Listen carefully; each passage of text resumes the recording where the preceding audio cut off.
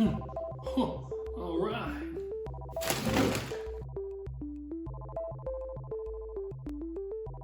Hey everyone, Sidewalk running here, Suddy for short, and welcome to another episode of Food Friday. I hope you're staying safe and eating well. If you thought that Roadhouse Grill was the only one with some fun stuff that they put inside of an egg roll, guess again, because Disney actually has something they call the Cheeseburger egg roll that we're going to be trying out today. It just sounds heavenly. Would Ron Swanson approve? The ingredients list couldn't be any simpler. We have here some ground beef, I have ground sirloins, just what I chose. I have some chopped up pickles that I went ahead and created out of some spears. A bunch of diced onions. You don't necessarily need this much, a half an onion will do, but this is just how much I was able to chop up. And some shredded cheese. They call for cheddar, but I decided to go south of the border on this one. And of course we're going to need some toppings. This we're going with yellow mustard. You can do ketchup, I just don't want to. And Worcestershire sauce. It's going to give the beef a little nice edge to it. And of course, the vessel we're going to be frying them in, the egg roll wrappers. Don't forget these guys. You can get them at your refrigerated section in your grocery. Got our pan nice and hot. We need a little bit of oil to help those onions, which we're going to be cooking first. Whole idea is to basically sweat them down so they're not as harsh when we bite into them, nice and soft. So give this a second to kind of roll around there, heat up. Good stuff. Crank up the heat maybe a little bit, not too much. Of course, get your spoon. And for the most part, first we're going to be doing the onions, followed by the beef itself, where we couldn't get in there. Followed by the cheese as well. Essentially, we're going to be kind of making a sort of glue, if you will, for the beef to actually hold on and stick together inside of the roll. Then we're going to go ahead and add the other ingredients afterwards, roll it all up, and we're going to be frying it in this bad boy, which literally all we need is just a cup and a half of oil. We're not deep frying it this time like we did with the Roadhouse Grill wrappers. This guy's piping hot. First and foremost, we got our onions. I'm only going to do half, but bam, half the onions. A little bit more. There we go. That's how it works. And literally, we're just going to be cooking these guys down just a touch, not too crazy. Of course, as every chef commands, salt and pepper. Salt and my automatic pepper grinder. Yeah, I'm fancy. What other? Just how I roll, you know what I'm saying? Now you could just omit the salt and pepper and save it for the beef, but why would you? No point to that. So go ahead and let these sweat out a bit and get them a bit soft, and then we're going to hit it with that beef, which is coming up next. Now with this guy's going, we're also going to have this pan going at the same time at a lower heat, just so we have it kind of primed, ready to go for when we're ready to fire. So I'm going to crank this guy all the way down to low, just so it's at least warm when we're getting ready to do it. And it says 1.5 cups, you can measure it out, but frankly, I'm just looking to cover the bottom so that we know that it's going to get fried. So just nice rounded kind of, oh, look at that. That is a beautiful pour. That is a beautiful pour. Oh, and by the way, if you were thinking about writing all this stuff down, don't even bother. Down in the description below is the recipe along with all the measurements for these ingredients, so save you some trouble. Now once the onions are well done, now it's time to put down our beef. Bam!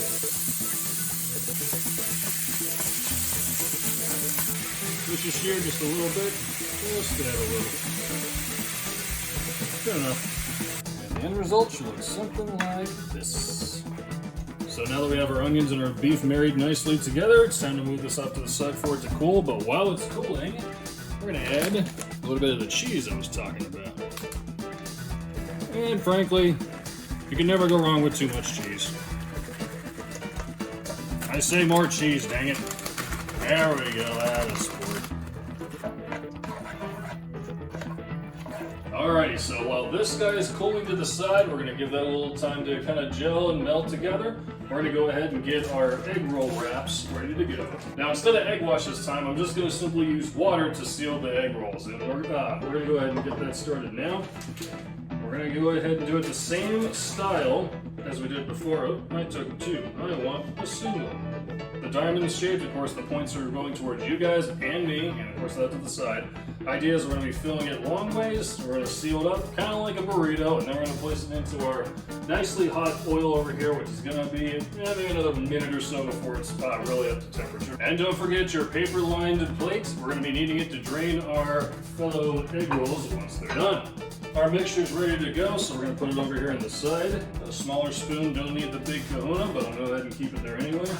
So the idea, essentially, it's going to be a little messy here, kind of get it down and back this way. Now how much is too much?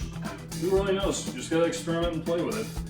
And since, unlike last time where we had the 2 cheese bricks that were laid down, this time we're just dealing with a pile of something. In this case, we're just dealing with the meat here.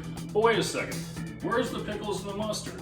And you're right, the pickles and the mustard go in at this point. You don't need to do any cooking or anything, they just go straight in. So I'm gonna get some pickles here, and some mustard. You can do ketchup if you want. I don't know why you would. Mustard there. Now we seal. On the sides here, of course, a little water to kind of help seal it, just like that. And another seal here. This guy. And then we roll. And a final seal on the bottom here.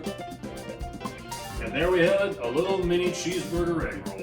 Now, of course, you can always fill this with whatever you want. You can fill it with mushrooms and peppers and bacon, but for this demonstration, we're gonna go with the classics. Now let's see how hot this guy is now. You hear that? She's ready to rock. Ready for our first one.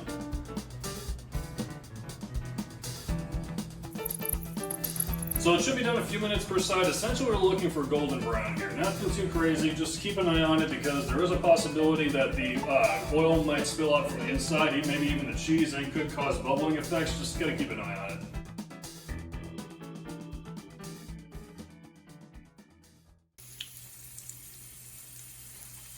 And there we have it, cheeseburger egg rolls. Thanks, Disney, I'm hungry. So as you can see, so the middle part didn't get really cooked a lot. You could deep fry these if you want, but really it doesn't even really need it because pretty much for the most part, you've already cooked them in the, you already cooked the meat inside the pan, so you just really need to get the outside crispies. But ultimately it comes down to how does it taste? Let's find out. You know, I've been told that Disney is all about snacks. I mean, you know, you go to Disney, yeah, you can get like breakfast and lunch and all that good stuff. You can get actual meals. But let's face it, the more iconic things you see from Disney are actually a lot of their snacks. The Dole Whip and all their other creations. And this is a snack you take with you and you enjoy it and you pass it around and everybody enjoys it. So, you know, that's the more iconic part of it. I want more. The inside's nice and hot. I seasoned it well. I will admit I did add a little bit more Worcestershire sauce. It's mostly to taste, but it definitely did help this. And the mustard, you know, again, you can fill it with anything. The pickles are a nice touch. This is delicious. And you know, the fun part is you can literally put anything on here. You can dip these in anything. I mean, you know, just really anything. They taste great, they're iconic at Disney, and they're really easy to make, and they're highly customizable. These guys are getting a 5 out of 5 sideys. I implore you, if you have anything to do during the weekend, take a little bit of time to give these guys a shot. You won't regret it. So thank you everyone for joining me on this Food Friday in the Concrete Kitchen. And don't forget to hit the subscribe button and join Team Sidewalk as we continue running down our path to greatness. And comment down below if there's other recipes you'd like me to try out from Disney or any other famous place. And until we feast again, have a happy Food Friday. Keep on running.